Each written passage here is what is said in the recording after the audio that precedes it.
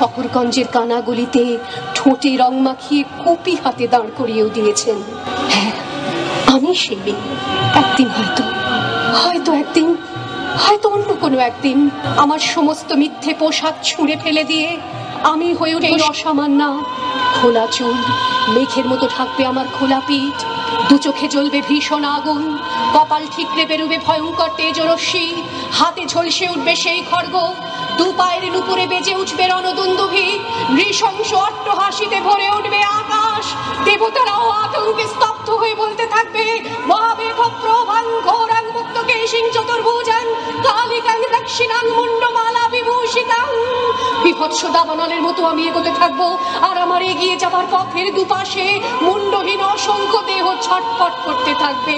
সভ্যতার দেহ, প্রগতির দেহ, সমাজের দেহ। হয়তো আমি সেই মেয়ে